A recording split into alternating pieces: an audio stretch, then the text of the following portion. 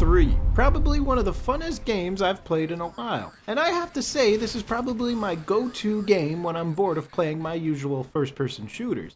See, the thing about this game is that it's got this whole fast-paced environment, and one of the things that I've enjoyed a lot is that it really makes me have to be aware of everything around me. Specifically the mini-map, because I need to use that damn thing, especially if I want to get a kill. But most of all, one thing I've noticed about this game is you really end up using a lot of keys. Like, you need to use your maximum armor, your cloak, everything possible to you. And the tough thing about it all is, sometimes you just end up running into situations like this. Yep, I just love those situations, but as I was saying, see, you end up losing your concentration when you see something like that. I mean, you do want to be a pro and dominate at everything you got.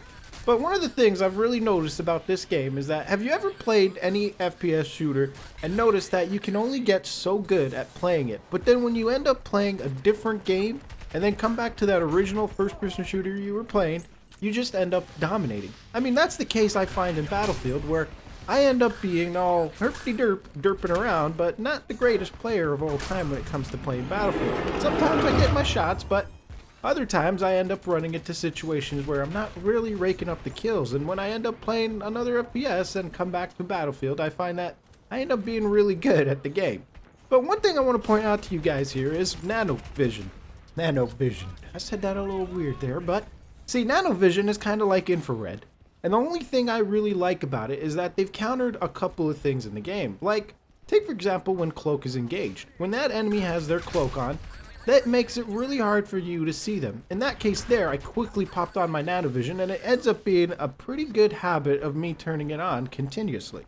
See, when you hear that clicking sound, that means somebody's near you with their cloak on, and they look kind of like that blinking circle on the minimap.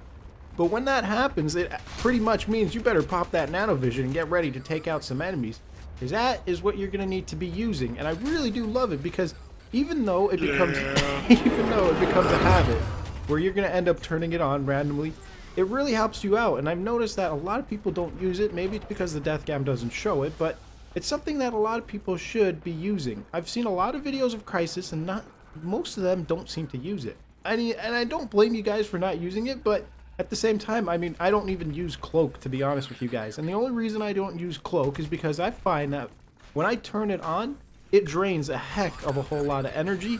And when the enemy hits me, I take a little bit more damage. And if you guys don't know this yet, when you shoot while you have cloak on, it actually drains your power. And it's all about keeping that power high.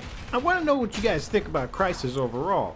I mean, this is the type of game where you can't really build a lot of teamwork. I mean, they did put in the squad chat and whatnot, but it's so fast-paced and more like Call of Duty, and yeah, I did say it, but they did take aspects of Call of Duty in the game and just added a whole new futuristic type of effect to it.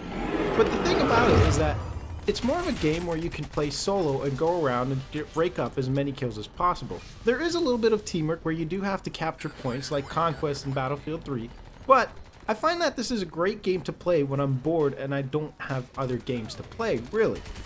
The other thing about it is I'm actually running this game at the highest ultra graphics you can possibly run. So if you guys are wondering how beautiful Crysis would look, you're looking at it right now.